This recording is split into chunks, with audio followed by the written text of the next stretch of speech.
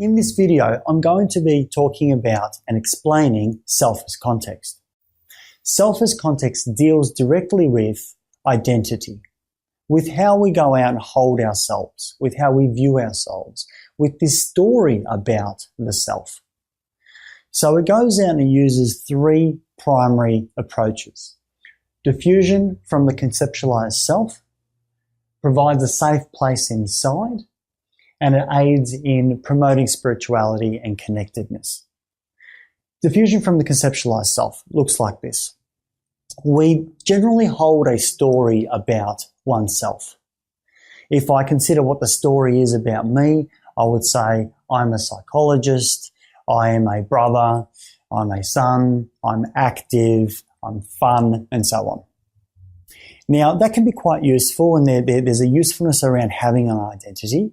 But we can go on this other side and say, what happens if I identified with a story that said, I am boring, I am useless, I'm pathetic? Now, therapeutically, we can see that this one over here, this identity over here that I hold is going to be quite difficult to work with, and it's going to be quite upsetting. Over here, it's going to be quite rewarding and enjoyable. Now, fusion with conceptualized self can actually have problems, because if we're fusing with the conceptualized self, if we fuse with this story, we can go out and get ourselves into a bit of a bother. And the way that this works is if I fuse over here with this idea that I'm boring and I'm pathetic, then that's going to cause me a fair bit of grief. And likewise over here, if I actually fuse with these ideas that I'm fun and I'm active and so on and so forth, this can be changed as well. If I were to have an injury and I can't be active, it takes away a part of me, a sense of self, and that can be upsetting as well. Now, if you think about athletes as an example, if they fuse with this sense of self, which is I am an international athlete, right? That is my job. That's who I am. That's what I hold really, really strongly and rigidly.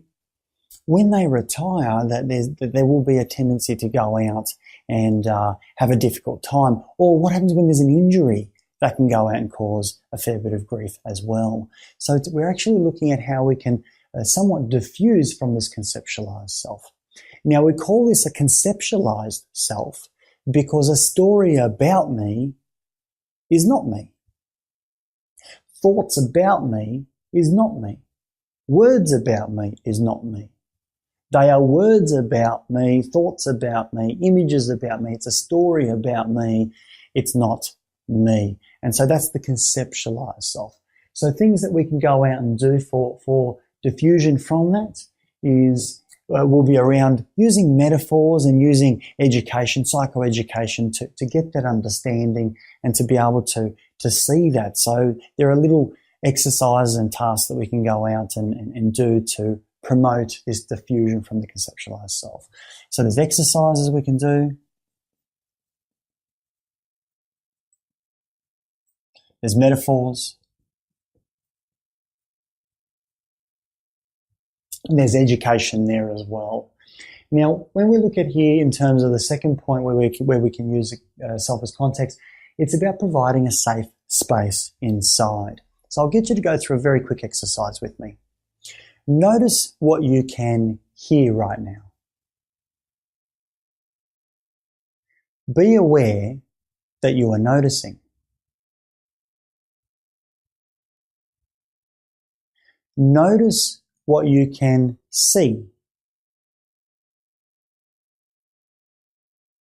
Be aware that you are noticing.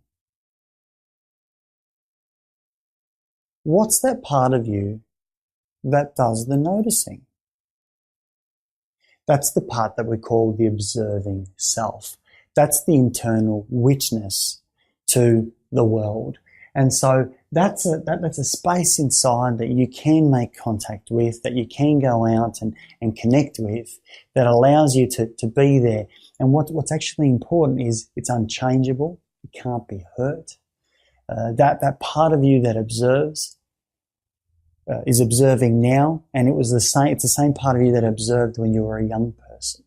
So It provides a safe space inside. This can be very useful with post-traumatic stress, with trauma, and a number of other distresses that our clients come with. So a lot of this becomes experiential, so there's exercises involved here.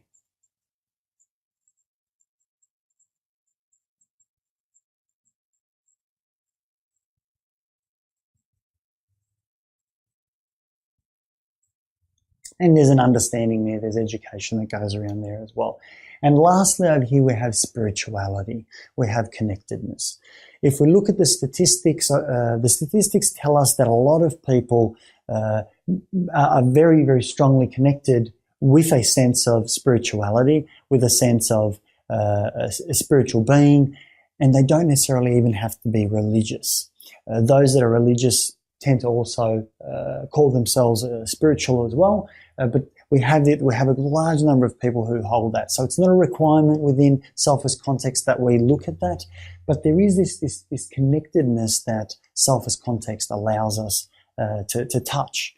There's a part inside me that observes, that witnesses, that does not judge. It holds a point, a perspective, or a point of reference.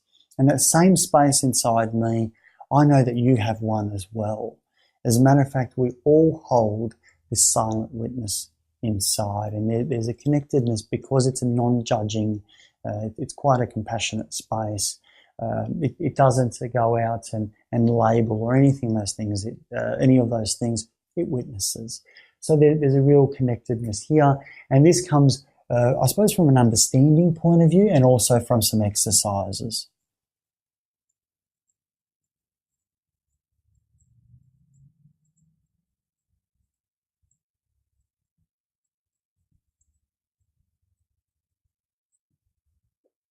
So they are the three main spaces from which acceptance and commitment therapy uses self as context. Diffusion from the conceptualized self, that self story, providing a safe space inside, that place that can't be damaged, can't be touched, and then spirituality, having a connectedness with others around us. So keep this in mind when we go through self as context exercises and using that within therapy, and you'll be coming from one of these three places. See you next time.